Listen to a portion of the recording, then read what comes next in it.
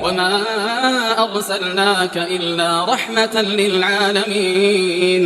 Kita masuk di pembahasan ketiga yaitu tentang talbiyah.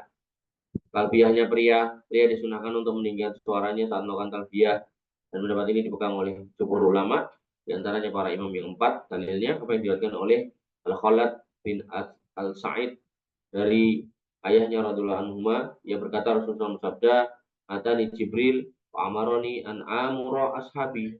Jibril mendatangiku dan memerintahkanku untuk menyuruh sahabat-sahabatku ayyar fa'u, untuk meninggikan aswatahum, suaranya, bil ilhal, yaitu dengan ilhal itu tahlil, buat talbiyah dan talbiyah. Labaik Allahumma labaik, yaitu talbiyahnya. Labaik la syarika lak labaik innal hamda wa ni'mata laka wal mulk la syarika lak. Di sini menunjukkan bahwa pengerasan suara dalam bertalbiyah dihususkan untuk pria, karena para sahabatku yang dimaksud adalah kalangan pria. Dan apa yang diriwayatkan dari Anas radhiyallahu anhu, dia berkata, salat Nabi Shallallahu Alaihi Wasallam bil Madinah, Nabi SAW mengerjakan salat di Madinah ad-duhra, duhur, arba'an, 4 rakaat, wal asr, dan asar, bidil khulaifah, yaitu di Dzul Khulaifah, rakaatain, 2 rakaat. Wasami tuhum, dan aku mendengarkan mereka yasruhuna, mensorihkan bihima jami'an, mensorihkan talbiyah pada keduanya, yaitu haji dan umroh. Jadi Dzul Khulaifah ini mikot kalau orang datang dari Madinah. Sana ada masjid, satu masjid. Kamar mandinya banyak. Ibnu Hajar rahimahullah mengatakan hadis ini merupakan landasan bagi para mayoritas ulama untuk menunjukkan bahwasanya sunnahnya mengeraskan suara dan talbiyah. Kemudian yang ketiga, apa yang diriwayatkan dari Abu Bakar As-Siddiq radhiyallahu anhu, bahwasanya Nabi SAW ditanya, "Haji, manakah yang paling utama?" Beliau menjawab, al-hajju was-sajju. Haji yang mengeraskan suara dan talbiyah dan mengalirkan darah beliau. Jadi bertalbiyah keras, kemudian berkurban. Dan yang menarik sebenarnya sunnahnya itu takbir itu ada dua, takbir mutlak sama muqayyad. Mutlak itu bisa dimulai dari sekarang.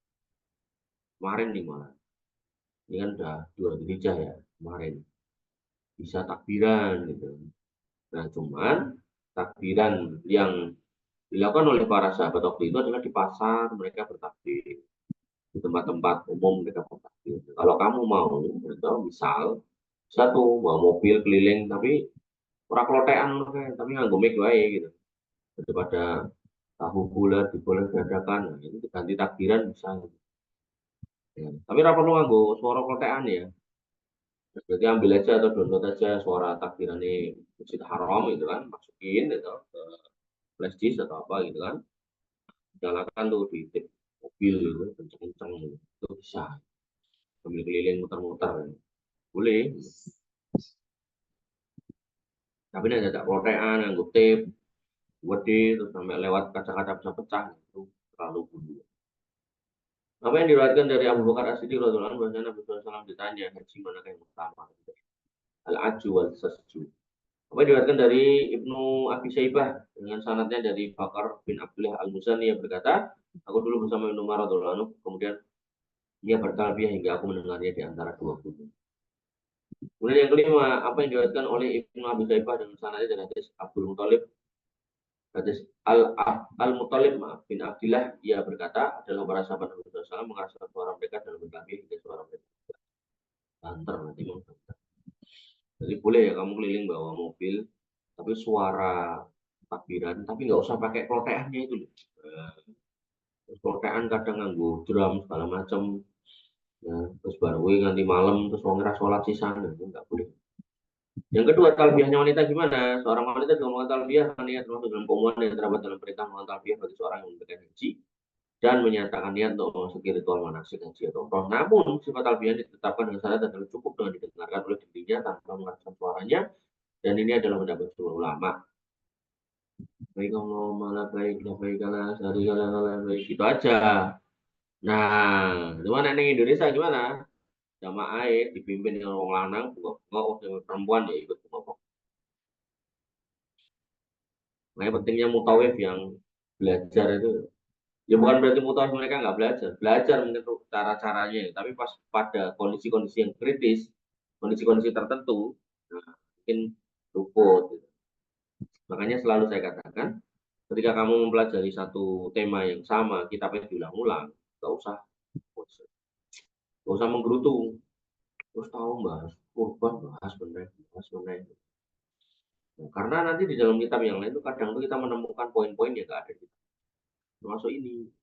Ini jarang ini disebutkan di kitab-kitab atau di buku-buku kutip-kutip kecil itu buku-buku tentang haji umrah itu.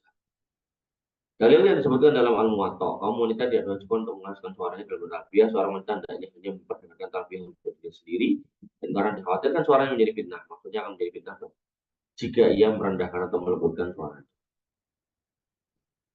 Yang kedua, mafsadat yang timbul jika wanita mengeraskan suaranya dalam bertalbiyah itu jauh lebih besar daripada pahala yang diperoleh dengan mengeraskan suara, padahal mencegah mafsadat itu lebih didahulukan daripada masalah.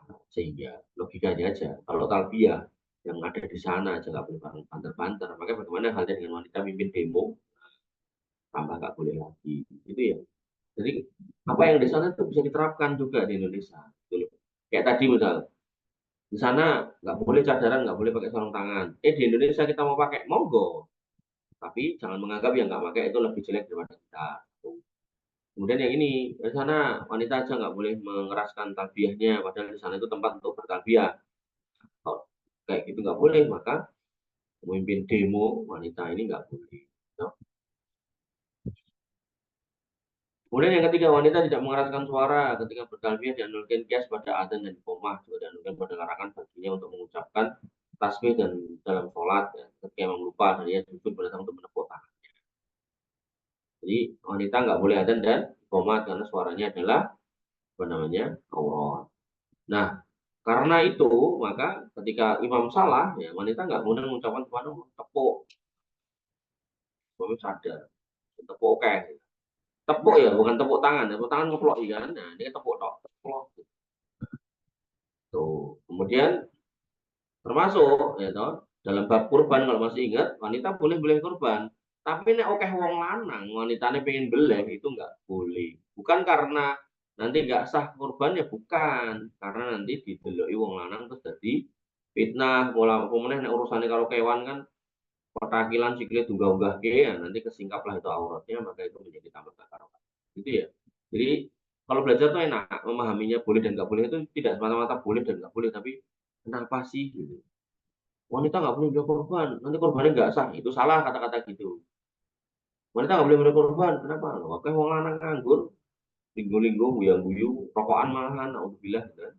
Nah maka ya sebaiknya yang menyembelih laki-laki ya.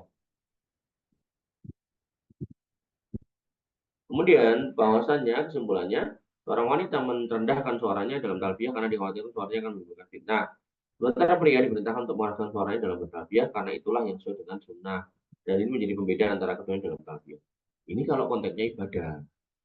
Kalau konteksnya ngobrol, gitu, mahasiswa sama mahasiswi ngobrol, kamu ngobrol sama laki-laki, wahai perempuan, atau sebaliknya, ya, maka perempuan diperintahkan untuk bersuara kencang.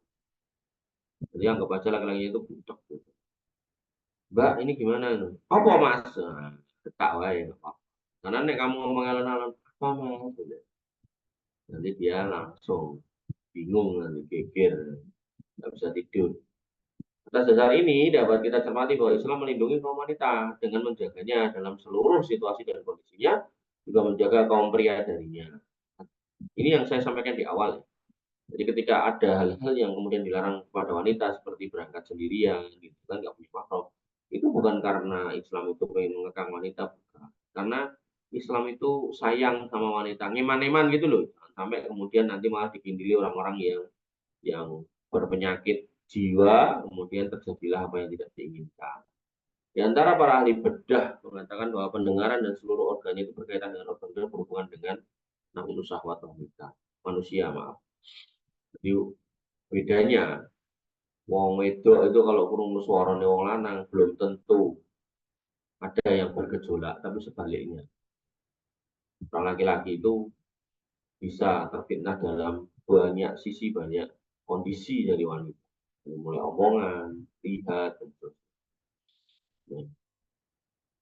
Dan satu hal yang telah dimaklumi adalah bahwa suara wanita itu mengandung kelembutan yang dapat memancing syahwat kaum pria. Ini nulis ulama ya, bukan saya ya. Karena itu ia dilarang untuk mengumandangkan adzan, mengimami kaum pria dalam sholat. Jadi kalau kamu lihat ada kelompok Islam yang katanya menjunjung emansipasi wanita, wanita kan jadi imam, jadi khotib, ya, dan sekarang ia dilarang untuk mengeraskan suaranya dan bertalbiyah kecuali sekedar yang bisa didengar oleh dirinya sendiri.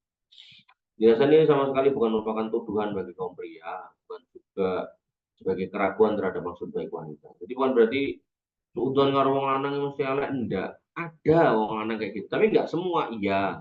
Tapi ada gitu loh. Nah, yang ada ini khawatirnya nanti kalau dia benar-benar nggak bisa nahan, nah, akhirnya kemudian terjadilah hal-hal yang kemudian bisa merugikan tuh. Ini pencegahan. Ini tidak lain merupakan upaya untuk menutup jalan, pencegahan. Kalau ada keburukan dan upaya untuk menempuh jalan yang paling hati-hati, melindungi kalian. Maka segala sesuatu yang dapat menjadi jalan untuk melakukan sesuatu yang diharapkan. Syariat Islam pasti menutup semua pintunya, dan ini merupakan salah satu bukti keagungan dan kemuliaan. Allah Ta'ala.